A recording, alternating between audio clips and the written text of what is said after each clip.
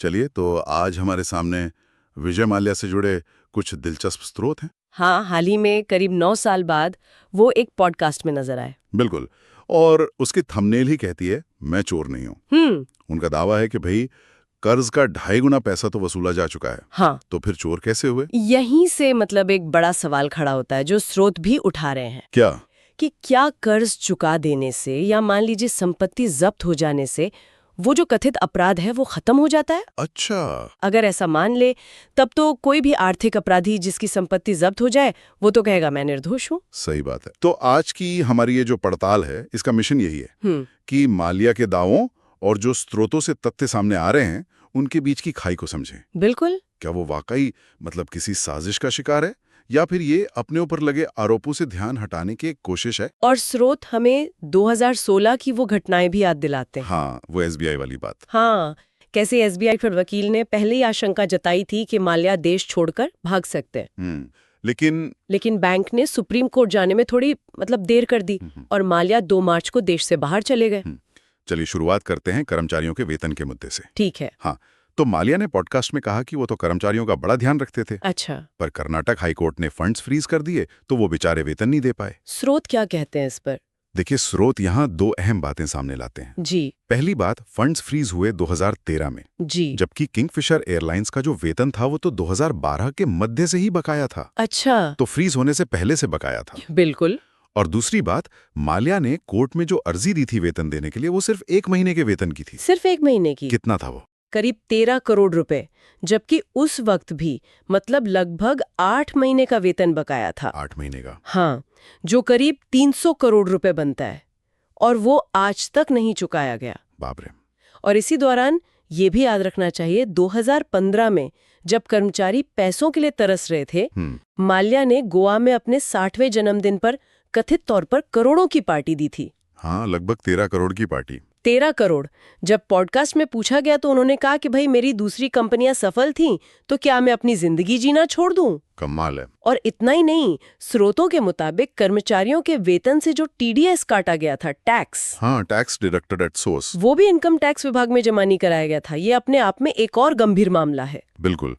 अब आते हैं कर्ज की रकम और उस चोरी नहीं वाले तर्क पर। हाँ, माल्या का दावा है कि असल कर्ज 90 अरब नहीं बल्कि 62.03 अरब था। अच्छा। वो 2017 की डीआरटी दस्तावेज का हवाला दे रहे हैं। उस पर 2013 से 11.5% सालाना ब्याज भी लगना था। ओहो, तो रकम तो कहीं ज्यादा हो गई। बिल्कुल, काफी बढ़ जाती है। और सबसे जरूरी बात, ये जो वसूली हुई है ये जबरदस्ती हुई है, संपत्ति जब्त करके। अपनी मर्जी से नहीं दी उन्होंने? नहीं, स्वेच्छा से नहीं।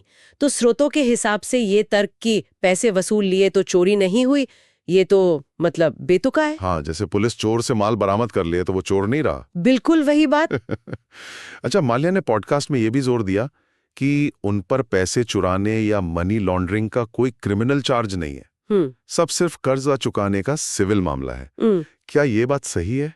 नहीं, ये दावा स्रोतों के अनुसार तथ्यात्मक रूप से गलत है। अच्छा। प्रवर्तन निदेशालय यानी ईडी का जो केस है वो prevention of money laundering act PMLA के तहत है। और पीएमएलए तो एक क्रिमिनल कानून है। हाँ, ये एक गंभीर आपराधिक कानून है, सिर्फ कर्ज वसूली का सिविल मामला नहीं।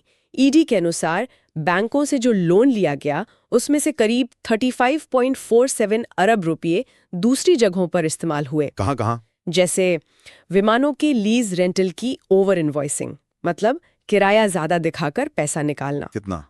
करीब 34.32 अरब। फिर अपने पर्सनल जेट के भुगतान में 45.4 crore, force India F1 team में 50.9 करोड़, आरसीबी टीम में 15.9 करोड़। बाप रे।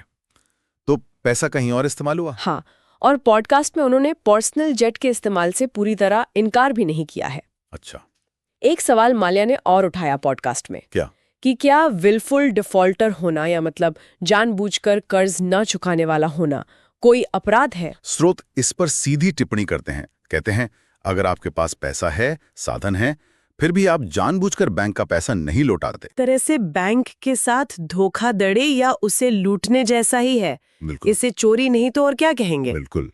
अच्छा, माल्या ने 2012 से 2015 के बीच बैंकों को 4 बार सेटलमेंट ऑफर देने का भी दावा किया, जिन्हें बैंकों ने ठुकरा दिया, ऐसा वो कह रहे हैं।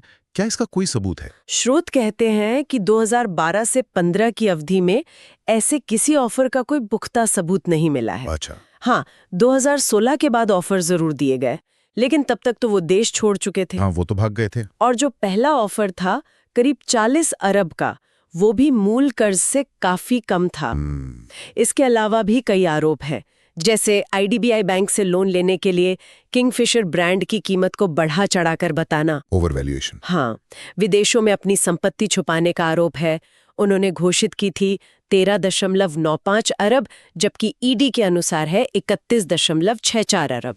दुगने से भी ज्यादा। और यात्रियों से वसूला गया सर्विस टैक्स करीब 1 अरब से ज्यादा, वो भी सरकारी खजाने में जमा नहीं कराया। अच्छा, तो कुल मिलाकर तस्वीर ये बन रही है, एक तरफ विजय माल्या का पॉडकास्ट है, हाँ, जहां वो खुद को निर्दोष बता रहे हैं, परिस्थितियों का शिकार बता रहे हैं, और दूसरी तरफ स्रोतों से तथ्य सामने आ रहे हैं, कर्मचारियों का बकाया वेतन, मनी लॉन्ड्रिंग के आपराधिक आरोप, कर्ज की रकम पर भ्रम पैदा करने की कोशिश, और ये जबरन वसूली वाली बात। और स्रोत एक पैटर्न पर भी ध्यान दिलाते हैं क्या? कि कैसे अक्सर बिजनेस में जब सफलता मिलती है तो उद्योगपति सारा श्रेय खुद लेते हैं। हाँ, मैंने किया। लेकिन जब असफलता मिलती है तो उसका ठीकरा व्यवस्था पे, सरकार पर, बैंकों पर फोड़ देते हैं। सही बात है।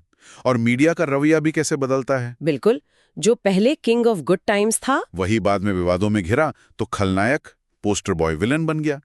स्रोत एक सुझाव भी देते हैं वैसे, क्या कि अगर माल्या वाकई अपनी बात रखना चाहते हैं तो शायद उन्हें किसी जाने माने खोजी पत्रकार के साथ बात करनी चाहिए। हाँ, जो सिर्फ उनकी कहानी ना सुने बल्कि तथ्यों के आधार पर तीखे जरूरी सवाल भी पूछें। बिल्कुल। और अंत में एक सवाल छोड़ जाते हैं सोचने के लिए, क्या? कि आखिर ऐसा क्यों हो रहा है कि आजकल करोड़ों के कथित घोटालों के आरोप